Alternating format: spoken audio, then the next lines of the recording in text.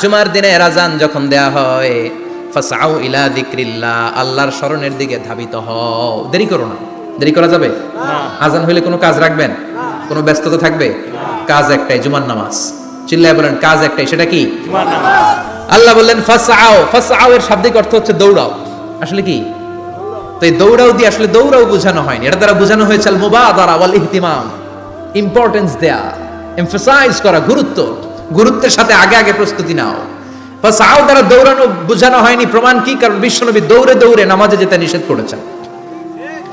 বিশ্বনবী বলেছেন ইদা উকিমাতিস সালাহ, মনোযোগ দিয়ে শুনেন, ইদা উকিমাতিস সালাতু ফালা তাতুহা তাসআউন ওয়া আতুহা তামশুন আলাইকুম বিসাকিনাহ ফামা আদরাকতুম ফাসাল্লু ওয়া মা ফাতাকুম ফাতিমু। যখন নামাজ শুরু হয়ে যায় দৌড়ে দৌড়ে যাবে না,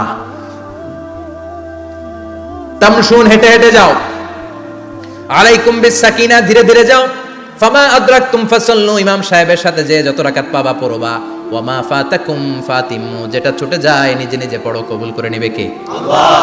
কিন্তু দৌড়ে যায় নামাজ ধরা যাবে না। খবরদার, ধীরস্থির ভাবে যাবেন। হাঁটার মধ্যে একটা গুরুত্ব দিয়ে তাড়াতাড়ি ধরতে চাবেন, কিন্তু দৌড়ে যাওয়া যাবে নিষেধ করেছেন। অনেক মুসল্লিরা এটা করে। ধরেন মাগরিবের নামাজ, ওযুখানাতে মুসল্লিরা ওযু করতেছে, ইমাম সাহেব নামাজ শুরু করেছেন আল কারিআতু মাল কারিআ ওয়া মা আদরাকা মাল কারিআ, মুখস্থ আছে না সবার? মুসল্লি মনে করতেছে ওযু হইছে আমার অর্ধেক, এখন যদি তাড়াতাড়ি ওযু না করে দৌড় না দেই রাকাত পাওয়া যাবে? রাকাত পাওয়ার জন্য দিছে দৌড়। মসজিদে হচ্ছে টাইলসের মসজিদ, পিছলায় পয়রা মুসল্লি একদিকে, লুঙ্গি আরেকদিকে। আছে না নাই? আছে। আমার কাছে খবর আছে এরকম পা ভাঙছে অনেকের। রাকাত ধরার জন্য মুসল্লি তাড়াহুড়ো করে দিছে দৌড়, মুসল্লি একদিকে লুঙ্গি, ঠ্যাং ভাঙা শেষ, এখন ল্যাংড়া। বিশ্বনবীর কথা মানে নাই, ওটারে ল্যাংড়া বানাইছে কে? আল্লাহ। এজন্য বিশ্বনবী বললেন খবরদার দৌড়ে যাবে না, একামত হয়ে গেলে ধীরস্থির ভাবে যাও। কেননা দৌড়ে দৌড়ে আপনি কার দরবারে যাবেন? উনি তো সব রাজার বড় রাজা, মহারাজা। মহারাজার দরবারে তাড়াহুড়ো করা যায় নাকি? না। ফিট হয়ে কাপড় চোপড় পরে আতর টাতর মেখে ধীরস্থির ভাবে যাবেন। দৌড়ে গেলে আপনার হার্টবিট বেড়ে যাবে, আপনার ব্রেথ ইন ব্রেথ আউট, শ্বাস প্রশ্বাস বেড়ে যাবে। তো হাঁপানির চোটে তো আপনি হাঁপাতে থাকবেন। আপনি তাহিয়া পড়বেন কখন, তাসবিহ পড়বেন কখন, আল্লাহর প্রশংসা করবেন কখন? চিল্লা এখন ঠিক কিনা? এজন্য আল্লাহ বললেন ফাসআউ ইলা যিকরিল্লাহ, জুমার নামাজের আযান যখন হয়ে যায় তোমরা আল্লাহর জিকিরের দিকে ধাবিত হও। যিকরিল্লাহ, আল্লাহর স্মরণ। জিকির মানে কি? আল্লাহ স্মরণ। কিন্তু এই জিকির দ্বারা এই আয়াতের উদ্দেশ্য হচ্ছে আল খুতবাতাইন, জুমার দুই খুতবা। জুমার জিকিরের অনেক অর্থ আছে। জিকির মানে সালাত, জিকির মানে কোরআন, জিকির মানে ওয়াজ, জিকির মানে সম্মান। আবার জিকির মানে জুমার দুই খুতবা, আবার জিকির মানে সুবহানাল্লাহ, আলহামদুলিল্লাহ, লা ইলাহা ইল্লাল্লাহ, সুবহানাল্লাহ, আলহামদুলিল্লাহ, লা ইলাহা ইল্লাল্লাহ, মুহাম্মাদুর রাসূলুল্লাহ সাল্লাল্লাহু। এটাও জিকির। সুবহানাল্লাহ, আলহামদুলিল্লাহ, আল্লাহু আকবার। এই তিন জিকিরের চেয়ে শ্রেষ্ঠ কোনো জিকির আছে? কথা কন। বিশ্বনবী প্রত্যেক ফরজ নামাজের পরে সুবহানাল্লাহ 33 বার, আলহামদুলিল্লাহ 33 বার, আল্লাহু আকবার 34 বার পড়তেন। রাজি আছেন? সবাই পড়তে রাজি আছেন? ইনশাআল্লাহ। লাফালাফি করবেন না তো? ঘাড় বাঁকা করবেন না তো? হুই হুই করে চিল্লাফাল্লা করা যাবে? জিকিরের মধ্যে সৌন্দর্য আছে না নাই? আল্লাহ নিজেও সুন্দর, আল্লাহর কাছে যেটা আমরা পেশ করব সবটাই সুন্দরভাবে পেশ করতে হয়। চিল্লা এখন ঠিক কিনা? তার মানে জিকিরের অনেক অর্থ। জিকিরের এক অর্থ হলো কোরআন। জিকিরের এক অর্থ কি? কোরআন। আপনি যখন কোরআন পড়েন তখন জিকির করেন কার?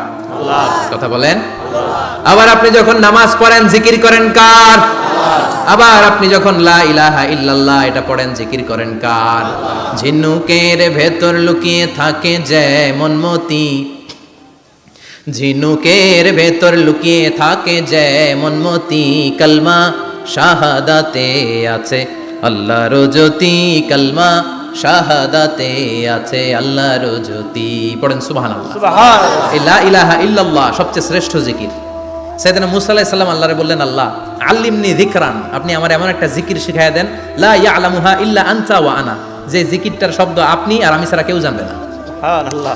দুনিয়াতে যত অদ্ভুত অদ্ভুত প্রশ্ন ছিল ওনার, বিভিন্ন বিষয়ে আল্লাহরে প্রশ্ন করতেন। আল্লাহরে বললেন, আল্লাহ আল্লিমনি কালিমাতান, আল্লিমনি যিকরান লা ইয়ালামুহা ইল্লা আনতা ওয়া আনা, ও আল্লাহ এমন একটা জিকির আমারে শিখান দিনে রাতে সব সময় এই জিকির আমি করব, আপনারে ডাকবো, কিন্তু শর্ত হলো এই জিকিরটা জানবে শুধু আপনি আর জানবে শুধু আমি, কেউ জানবে না। আল্লাহ বললেন মুসা পড়ো লা ইলাহা ইল্লাল্লাহ, লা ইলাহা ইল্লাল্লাহ, লা ইলাহা ইল্লাল্লাহু মুহাম্মাদুর রাসূলুল্লাহ সাল্লাল্লাহু।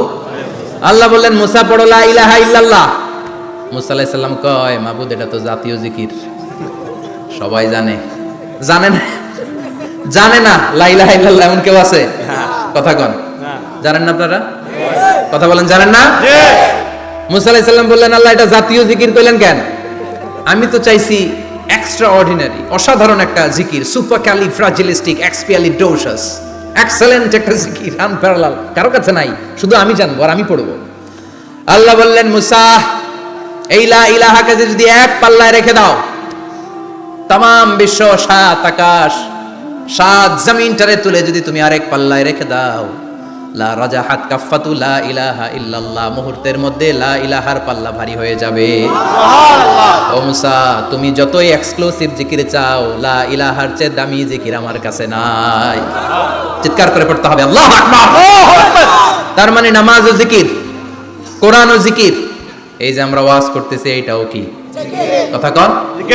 বিশ্ব নবীর আল্লাহ বললেন ও নবী ফাযাক্কির ইন্নামা আনতা, ও নবী আপনি জিকির করেন মানে ওয়াজ করেন। ইন্নামা আনতা মুযাক্কির, ও নবী আপনি ওয়াজ করে শোনান। লাস্তা আলাইহিম বিমুসাইতির, আপনারে দারোগা বানিয়ে পাঠাই নাই, আপনি শুধু ওয়াজ করেন। কার কথা? চিল্লায় বলেন কার কথা? আল্লাহর। কিন্তু এইখানে জিকির দ্বারা উদ্দেশ্য হচ্ছে জুমার খুতবা। ফাসআউ ইলা যিকরিল্লাহ, আল্লাহর জিকিরের দিকে ধাবিত হও, এই জিকির দ্বারা উদ্দেশ্য হলো জুমার খুতবা। তার মানে জুমার খুতবা যে খতিব সাহেবরা দেন, এখানে মসজিদের খতিব আছেন কারা কারা দেখি একটু হাত তোলেন তো। 1 2 3 4 5 6 7, গুণে শেষ করা যাবে না, অনেক খতিব। আল্লাহ এই খতিবদেরকে তুমি কবুল করো, আর জোরে পড়েন আমিন। এই যে যিকরুল্লাহ, ফাসআউ ইলা যিকরিল্লাহ দ্বারা আল্লাহ তাআলা জুমার খুতবাকে বুঝিয়েছেন। কি বুঝিয়েছেন? মনোযোগ আপনাদের আছে না গেছে? শেষ করে দেই, অনেক রাত হয়েছে তো। ছোট্ট একটা দোয়া পড়ি, শেষ করব? না। আরো কয়েক মিনিট মনোযোগ থাকবে? তাকবীর দেন, লিল্লাহে তাকবীর। লিল্লাহ তাকবীর। আরো জোরে দেন, লিল্লাহে তাকবীর। আল্লাহু আকবার। ফাসআউ ইলা যিকরিল্লাহ, আল্লাহর জিকিরের দিকে, আল্লাহর স্মরণের দিকে ধাবিত হও। এটা তার উদ্দেশ্য হচ্ছে জুমার খুতবা। আল্লাহ বুঝাতে চাইলেন জুমার খুতবা যাতে মিস হয়ে না যায়, এজন্য জুমার খুতবারে যেন তেন মনে করবেন না, এটা ওয়াজিব। জুমার নামাজ যেমনি ওয়াজিব, জুমার খুতবা দেওয়াও, কথা বলেন, জুমার খুতবা ওয়াজিব, শোনা ওয়াজিব, খুতবা দেওয়া ওয়াজিব। এই জন্য রাব্বুল আলামিন জোহরের নামাজকে ফরজ করে দিয়েছেন 4 রাকাত। যেহেতু জোহরের নামাজের আগে পরে কোনো খুতবা নাই, জুমার দিন খুতবা আছে, তাই জুমার দিন 4 রাকাত থেকে কমিয়ে তিনি 2 রাকাত করে দিয়েছে। কি ব্যালেন্সড ইসলাম, কি ভারসাম্যপূর্ণ আমাদের জীবন বিধান। প্রতিদিন জোহরের সময় ফরজ কয় রাকাত, কিন্তু জুমার দিন ফরজ কয় রাকাত? 2 রাকাত কমাইলো কেন? খুতবা, সুবহানাল্লাহ কইবেন না? এজন্য জুমার খুতবাটা খতিব সাহেব যারা আছেন খুবই জরুরি। এটাকে খুব কনস্ট্রাকটিভ মুডে সমাজে তুলে ধরতে হবে, মানুষকে এডুকেট করতে হবে, ইনস্ট্রাক্ট করতে হবে। আপনাদের অনেক দায়িত্ব, you have huge responsibilities in your shoulder. আপনাদের অনেক দায়িত্ব। খতিব যারা, এটা ছোটখাটো কোনো রেসপন্সিবিলিটি নয়, এটা অনেক বড় দায়িত্ব। এজন্য জুমার দিন মানুষকে আপনার শিক্ষিত করতে হবে। এই জুমার খুতবা, জুমার আলোচনার সাথে পৃথিবীর কোনো আলোচনার কোনো মিল নাই, কারণ জুমার আলোচনা সব সময় অন টাইম, একটা নির্ধারিত সময়ে হয়। পৃথিবীর অন্য কোনো আলোচনা নির্ধারিত সময় হয় নাকি? কথা কন।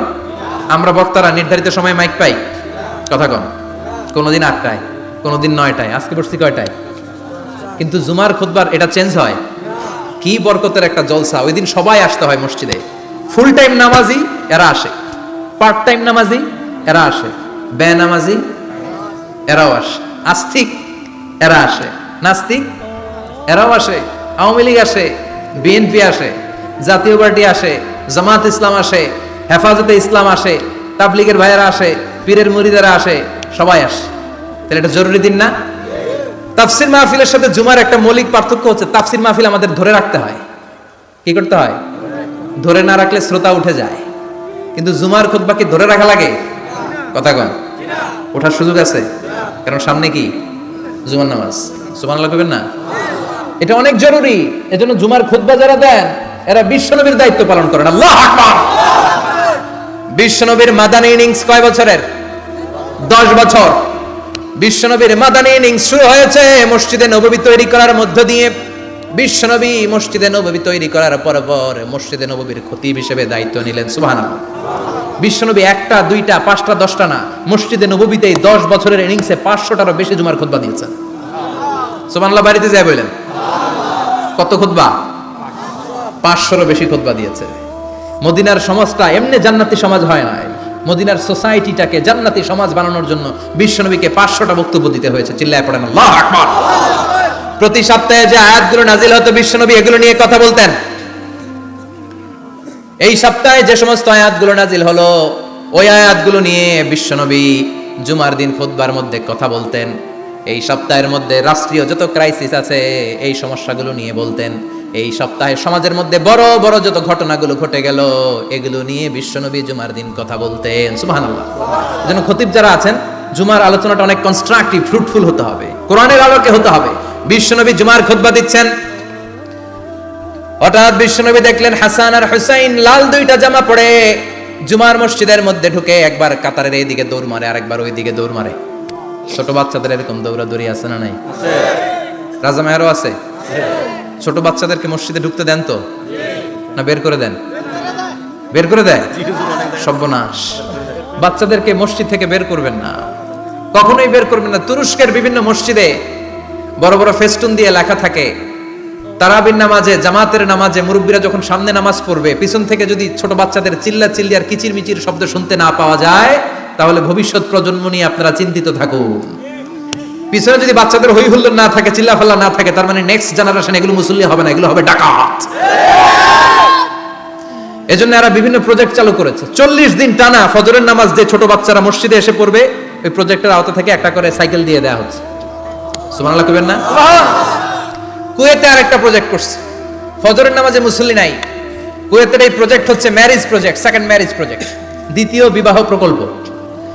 কি কাজ এই প্রকল্পের? তারা ঘোষণা দিল মসজিদে ফজরের সালাতে মুসল্লি পাওয়া যায় না, তো যারা যারা ফজরের নামাজে মসজিদে আসবে না, টাইমলি আসবে না, তাদেরকে মসজিদের টাকা দিয়ে মসজিদের অর্থায়নে দ্বিতীয় বিবাহের ব্যবস্থা করে দেওয়া হবে। এই ঘোষণা দেওয়ার পর থেকে ওই এলাকার কোনো মহিলার তাহাজ্জুদ মিস হয় না। ফজর তো অনেক দূরে, তাহাজ্জুদের সময় থেকে হাজবেন্ডে ডাকা শুরু করে মসজিদে যাও, তাড়াতাড়ি তাড়াতাড়ি কোথায় যাও, কারণ মসজিদে না গেলে দ্বিতীয় বিয়ে আছে না নাই? সুবহানাল্লাহ কইবেন না? What a project, what a project, কত চমৎকার প্রজেক্ট। এই প্রজেক্টগুলো নেওয়ার দরকার আছে না নাই? এজন্য ছোট বাচ্চাদেরকে মসজিদ থেকে তাড়িয়ে দেওয়া যাবে, এদেরকেও নিয়ে যান।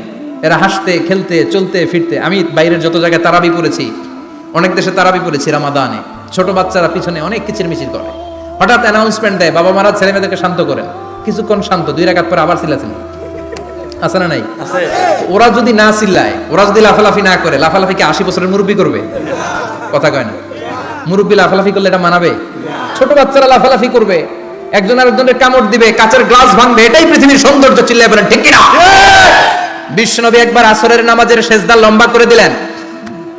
সাহাবারা বললেন নবী নামাজের পরে ধরলেন অসুস্থ হয়ে গেলেন নাকি, অথবা কোরআনের আয়াত সেজদা অবস্থায় নাজিল হয়ে গেল নাকি? আসরের সেজদা তো এত লম্বা করতে কখনো দেখি নাই রে নবী। বিশ্বনবী বললেন না, অসুস্থ হই নাই, কোরআনের আয়াত নাজিল হয় নাই, আমি যখন সেজদায় লুটিয়ে পড়েছি আমার কলিজার টুকরা নাতি হাসান আমার কাঁধের উপরে চেপে বসেছে, আমি যদি সেজদা থেকে মাথা উঠাই হাসানের কষ্ট হয়ে যাবে, তাই আসরের একটা সেজদা আমি ইচ্ছা করেই লম্বা করে দিয়েছি। কি নবী ছিল, কি মায়া ছিল নাতিদের সাথে। হাসান হুসাইন, বিশ্বনবী যে নবী হচ্ছে সব নবীদেরও সর্দার, ওই নবীরে ঘোড়া বানায়া, বিশ্বনবীর বাবরি চুল ছিল তো ওই চুল ধরে এরকম ঘোড়া ঘোড়া খেলতো। বিশ্বনবীর কাঁধে বসে বিশ্বনবীর বাবরি চুল টেনে টেনে কয় এটা আমার ঘোড়া। হাসান হুসাইনের গায়ের এমন কোন জায়গা নাই যে জায়গায় বিশ্বনবী চুমা দেয় নাই। আর বলতেন রাইহানা চাইনি ফিদ দুনিয়া, হাসান আর হুসাইন হলো আমার দুনিয়ার সুগন্ধি। সুবহানাল্লাহ। সাইয়্যিদা শাবাবি আহলিল জান্নাহ, জান্নাতীরা আপনারা যারা জান্নাতে যাবেন আপনাদের সামনে 2টা পতাকা থাকবে, একটা থাকবে হাসানের হাতে আর একটা হুসাইনের হাতে। সুবহানাল্লাহ। বিশ্বনবী মসজিদে নববীতে জুমার খুতবা দিচ্ছেন, হঠাৎ হাসান আর হুসাইন লাল 2টা জামা পরে কাতারের মধ্যে দৌড়াদৌড়ি শুরু করলেন। বিশ্বনবী খুতবা থামিয়ে দিলেন, মিম্বার থেকে নেমে হাসান হুসাইনকে 2 হাতে টানতে টানতে মিম্বারের উপরে নিয়ে আসলেন যাতে মুসল্লিদের ডিস্টার্ব না হয়ে যায়। হাসানকে ডান হাতে ধরে, হুসাইনকে বা হাতে ধরে বাকি খুতবাটা বিশ্বনবী তখন শেষ করলেন। 500টা খুতবা দিয়েছেন। কয়টা? চিল্লায় বলেন কয়টা? আবার বিশ্বনবী জুমার খুতবা দিতে দাঁড়ালেন। এক সাহাবী এসে বসে বলল, বিশ্বনবী বললেন, কুম, দাঁড়াও। 2 রাকাত পড়ছো? সাহাবী কয় না, পড়ি নাই। বিশ্বনবী বললেন, ইরকা রাকাতাইন, 2 রাকাত পড়ো। সাহাবী 2 রাকাত পড়া শুরু করলেন। বিশ্বনবী আবার খুতবা দেওয়া শুরু করলেন। খুতবার নিরবিচ্ছিন্নতাকে ভঙ্গ করে বিশ্বনবী তাকে দাঁড়াতে বললেন, 2 রাকাত নামাজ পড়তে বললেন। তার মানে খতিব সাহেব মন গড়া শুধু খুতবা দিয়ে যায় না, ডানে বায়ে কোথায় কি হচ্ছে সবকিছু নজরে রেখে, কন্ট্রোলে রেখে, সামাজিক সব সমস্যার কথাগুলো তুলে ধরে অসামাজিক কার্যকলাপের বিরুদ্ধে হুঙ্কার দিয়ে জুমার প্ল্যাটফর্মটাকে শক্তিশালী করাই হচ্ছে একজনের খতিবের দায়িত্ব। চিল্লা এখন ঠিক কিনা? এ কাজই করেছেন বিশ্বনবী 500টা খুতবায়। আবার বিশ্বনবী দাঁড়িয়ে খুতবা দিচ্ছেন। এক সাহাবী এসে বলেন, নবী, মদিনার মধ্যে পানি নাই, অনাবৃষ্টি, দুর্ভিক্ষ, আপনি একটু দোয়া করেন যাতে বৃষ্টি হয়। কিসের দোয়া? বিশ্বনবী জুমার খুতবা থামিয়ে দিলেন। খুতবা দিচ্ছিলেন, খুতবা থামিয়ে দোয়া করলেন, আল্লাহুম্মা আসকিনা, আল্লাহুম্মা আসকিনা ইয়া গাউস আগিসনা, আল্লাহুম্মা আসকিনা গাইসান মুগীসান, মারিআন মুরিআন, নাফিআন গায়রা দার, আজিলান গায়রা আজিল। আল্লাহ, আপনি আমাদের সাহায্য করেন, আপনি রহমত করেন, বরকত দেন, আপনি মদিনার বুকে বৃষ্টি দেন, তাড়াতাড়ি দেন, দেরি করেন না। সুবহানাল্লাহ। বিশ্বনবী দোয়া করতে দেরি, মুহূর্তের মধ্যে ঝুমঝুম করে বৃষ্টি নাজিল হয়ে মদিনাটা প্লাবিত হয়ে গেল। আকাশে মেঘ দেয় কে? আল্লাহ। বৃষ্টি দেয় কে? আল্লাহ। আল্লাহ মেঘ দে, পানি দে, ছায়া দে রে তুই, আল্লাহ মেঘ দে। পড়েন পড়েন, আল্লাহ মেঘ দে, পানি দে, ছায়া দে রে তুই, আল্লাহ মেঘ দে। সবকিছু দেওয়ার মালিক কে? আল্লাহ। বৃষ্টি দেয় কে? আল্লাহ। মেঘ দেয় কে? আল্লাহ। বিশ্বনবীর দোয়ার বরকতে বৃষ্টি নামলো। শুক্রবার বৃষ্টি, শনিবার বৃষ্টি, রবি সোম মঙ্গল বুধ বৃহস্পতি শুক্র, এর পরের শুক্রবার পর্যন্ত টানা বৃষ্টি হলো। কারণ দোয়ার বৃষ্টির দোয়া করছে, বৃষ্টি বন্ধ অর্ধ করে নাই, চলতেছে। আল্লাহ কাছে নবী চাইছেন, দিতেছি, না করলে থামাবো। সুবহানাল্লাহ কইবেন না? বৃষ্টি হইতে হইতে মদিনায় বন্যা। মরুভূমির দেশ, কি পরিমাণে হেভি রেইনফল হলে মরুতে বন্যা হয়। সুবহানাল্লাহ পড়বেন না? আবার বিশ্বনবী পরের জুমাবারে খুতবা দিচ্ছেন। ওই সাহাবী এসে হাজির, এসে বলে, ও নবী, আর বৃষ্টির দরকার নাই। যে বৃষ্টির দোয়া করতে বলেছিল সে এসে বলে, আর কিসের দরকার নাই? চিল্লায় বলেন, কিসের দরকার নাই? ও নবী, আর বৃষ্টির দরকার নাই, এবার বৃষ্টি বন্ধের দোয়া করেন। বিশ্বনবী আবার হাত তুলে বললেন, আল্লাহুম্মা হাওয়ালাইনা ওয়ালা আলাইনা, মানে আল্লাহ আপনি বৃষ্টি দেন, তবে এই এলাকায় না, ডানে বায়ে সামনে পেছনে চারদিকে দেন। সাহাবীরা মসজিদ থেকে বের হয়ে দেখে মদিনার চারদিকে এরকম গোল একটা চাকতি, এই চাকতি দিয়ে নীল আকাশ দেখা যায়, আর ডানে বায়ে সামনে পেছনে প্রচন্ড ঝড় ঝন্ডার বৃষ্টি। মদিনার আকাশে এক ফোঁটাও বৃষ্টি নাই। চিল্লায় এখন সুবহানাল্লাহ। এগুলো হচ্ছে বিশ্বনবীর খুতবার বরকত। 500টা খুতবা দিয়েছেন, এজন্য খতিব সাহেবরা ভালো করে খুতবা দেওয়ার দরকার আছে না নাই? আল্লাহ বললেন, ইযা নুদিয়া লিস-সালাতি মিন ইয়াউমিল জুমআতি ফাসআউ ইলা যিকিরিল্লাহি ওয়া যারুল বাই। জুমার আযান যখন হয়ে যায়, জুমার নামাজ পড়তে যাও, বেচা কেনা বন্ধ করে দাও। কার কথা? আল্লাহর। Close the shop, shut down the shop, close the market. Market বন্ধ, দোকানের শাটার নামাও, ক্যাশ বক্সে তালা ঝুলাও, ব্যবসা প্রতিষ্ঠান, মার্কেট সবগুলো বন্ধ করে একজনের জিকিরের দিকে ছোটবা। তিনি কে? আল্লাহ। অল্প 1-1.5 ঘন্টার জন্য যদি ব্যবসা বন্ধ রাখেন, পরে যখন আবার দোকান খুলবেন জুমার বরকতে ব্যবসা বাড়িয়ে দিতে পারে কে? এরপর আল্লাহ বললেন, ফাইদা কুদিয়াতিস সালাতু ফান্তাশিরু ফিল আরদি ওয়াবতাগু মিন ফাদলিল্লাহ ওয়াযকুরুল্লাহা কাসীরান লাআল্লাকুম তুফলিহুন। যখন নামাজ শেষ হয়ে যায়, ফাইদা কুদিয়াতিস সালাতু ফান্তাশিরু ফিল আরদ, জুমার নামাজ যখন শেষ হয়ে যায়, জামাতের নামাজগুলো যখন শেষ হয়ে যায়, ফান্তাশিরু ফিল আরদ, জমিনে ছড়িয়ে যাও, ওয়াবতাগু মিন ফাদলিল্লাহ, আল্লাহর কাছ থেকে ফজল তালাশ করো, মানে রিজিক তালাশ করো। কার কথা? আল্লাহ। নামাজ শেষ মসজিদে থাকবেন? কই যাবেন? কথা কম, জোরে কোন। নামাজের সময় ঢুকবেন কই? নামাজ শেষে যাইবেন কই? আবার বলেন, আজান হলে ঢুকবেন কই?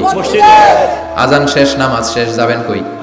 কুদিয়াতিস সালাহ ফান্তাশিরু ফিল আরদ, এটা হচ্ছে ইসলামের বিধান। মসজিদে গোল হয়ে বসে থাকার কোনো বিধান নাই।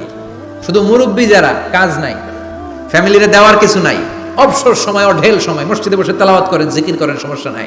কিন্তু যুবক যারা, নামাজের পরে সমাজকে উপহার দিবা, রাষ্ট্রকে অনেক কিছু উপহার দেওয়ার আছে, তোমার ফ্যামিলির প্রতি অনেক দায়িত্ব আছে, কর্মক্ষম কেউ নামাজের পরে মসজিদে অলস সময় কাটানো যাবে না। বিধানটা কার? ওমর ফারুক মসজিদে নববীর ইমাম জোহরের নামাজের ইমামতি করলেন, বের হয়ে আসলেন, দেখেন মসজিদের বারান্দায় ইয়ামান থেকে আসা কিছু লোক গোল হয়ে বসে বসে জিকির করে। কি করে? মনোযোগ নাই। কি করে? জিকির করে। উনি চলে গেলেন, আসরের সময় আবার ইমামতিতে আসলেন, আসরের সালাত পড়িয়ে চলে যাচ্ছেন, আবার দেখে গোল হয়ে জিকির করে ওই দল। মাগরিবের নামাজে ইমামতি করলেন, চলে যাওয়ার সময় দেখে সবাই যায়, এরা যায় না, গোল হয়ে বসে বসে জিকির করে আর তাসবিহ পড়ে। এবার ওমরে ফারুক বললেন, আসসালামু আলাইকুম। সবাই বলে ওয়ালাইকুম আসসালাম। মান আনতুম, তোমরা কারা?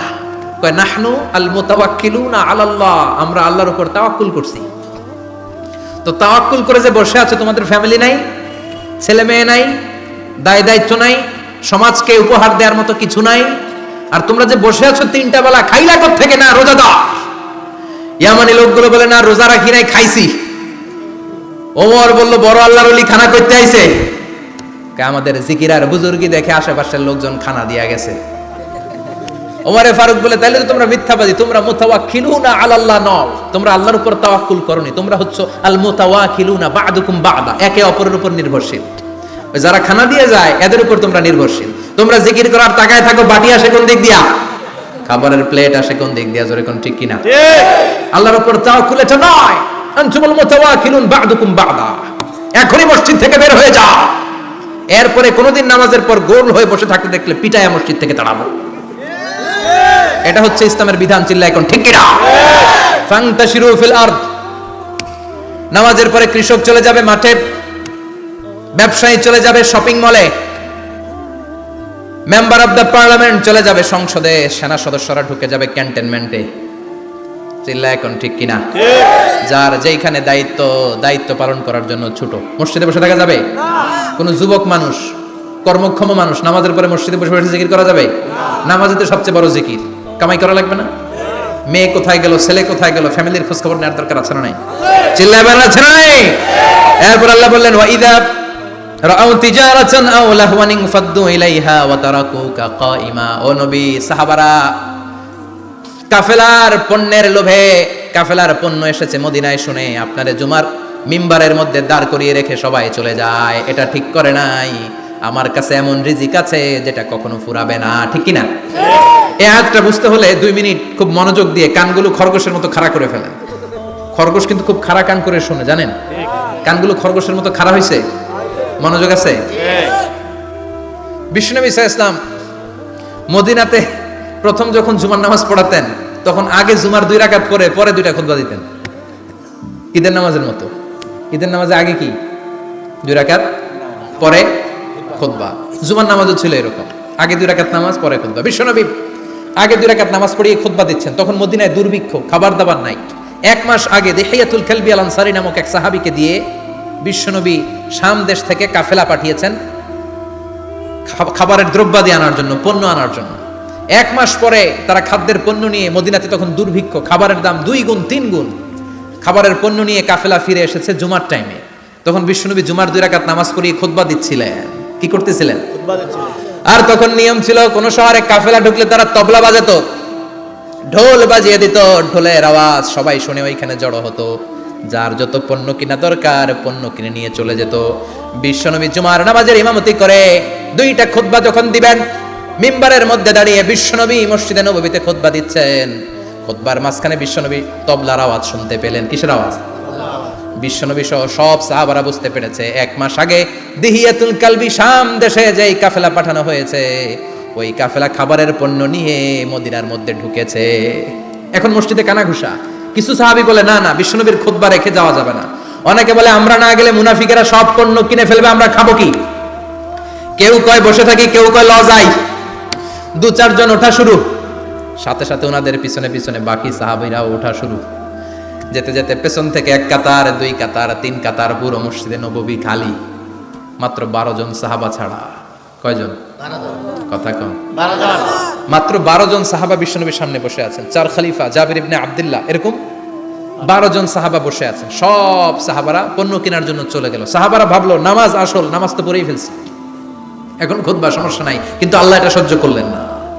বিশ্বনবী দাঁড়িয়ে খুতবা দিবে, আর সাহাবারা সেই খুতবায় বসে না থেকে কাফেলার পণ্যকরণের জন্য দৌড়াবে, এটা সাহাবাদের জন্য শোভনীয় নয়। চিল্লা এখন ঠিক কিনা?